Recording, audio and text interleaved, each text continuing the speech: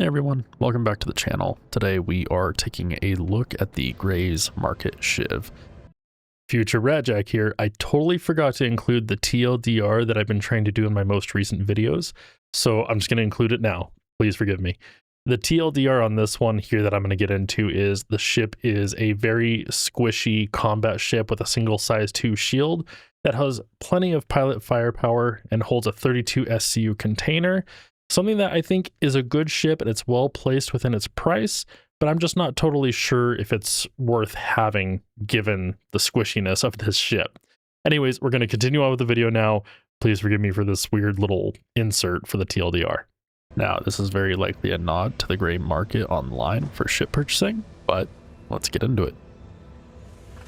The Shiv is basically a Cutlass Black that has been gutted, taken apart, and put back together using all sorts of parts from other various ships that you will more than likely notice as you look around. The inside feels a bit smaller than what the Cutlass Black does, so there's not as much room for vehicles. It has lost the side doors, and it looks very disheveled. It's not well put together. The front area still looks real similar to the Cutlass Black, and of course the other Cutlass variants as well. There is one fairly big difference though here, and that is going to be the bathroom. The bathroom area is now no longer either a standard bathroom or a turret. Instead, you now have a bucket for doing your business in, a bucket for washing your hands, and of course some toilet paper. Now let's move on to the next part, and that is talking weapons. This ship has dual size 4s as well as the quad size 3s on the top, and these are all pilot controlled. That gives it about 2,283 DPS stock. Now, if you do have a co-pilot, the co-pilot is able to override the pilot and take control of the quad size 3s. Now, like I said earlier, this ship is gutted and it has other parts of other ships on it. So if you look here, the thrusters, obviously, if you know from seeing it before on another ship, those are Valkyrie engines right there as the main engines. And on the side here in just a moment, you will see that there are a couple of Freelancer engines as well. Surprisingly, the ship is very maneuverable. It comes in with a pitch yaw roll of 50, 42, and 137. It's got some great speed as well for nav and SCM. Now, if you look at the engines though with the Valkyrie thrusters, they are a part of the ship, so there is no VTOL. They're like a permanent fixture on the side of the ship there. With these engines, I feel that the ship gets up to speed pretty quick. It's got some good acceleration and cool little attention to detail here. The Valkyrie engines and the Freelancer engines both put out a different color as you're flying through space. Just cool little attention to detail that CIG has there. Now, moving on to the cargo, this ship is pretty cool in the fact that it can carry a full 32 SCU container. That is the max cargo capacity you can carry at 32, but still a ship like this, it's neat to see that they've adjusted it so it can hold a 32 SCU container. So I did take this ship out and I tried running a couple of HRTs with it. And I will tell you right now, this ship alone, without any buddies around, any other ships helping, did not handle HRTs very well. With the shields being so minimal, the HP of the ship being fairly low, this really becomes a fight of managing your shields. You'll see in these videos here, my shields do go down fairly quick when I'm taking fire, and unless I want to try and risk it, I really got to dip out, get those shields back up, and go back in. Without that, going in and pulling back out, the ship just dies too fast. And right there you'll see the first HRT was failed, and then I'm trying another one just to kind of alter how I'm trying to do it. Ultimately, it's the same outcome.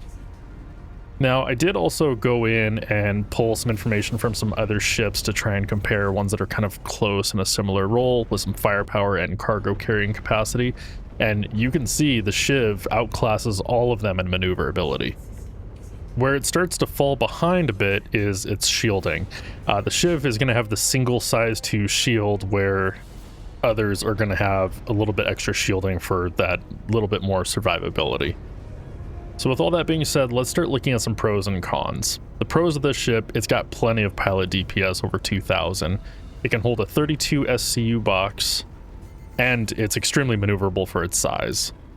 A couple of my key cons is it's pretty squishy and only has a single size 2 shield. It is a larger target, and there's only one entry and exit. So at this point here, I kind of want to break it down to my thoughts on performance, aesthetics, and my overall opinion. As far as performance, I think the ship is worth an AUEC purchase. If you want to look solely at just the look and feel of the ship, I think it kind of goes in between buying AUEC, or maybe if you like to pledge for ships, maybe start considering it.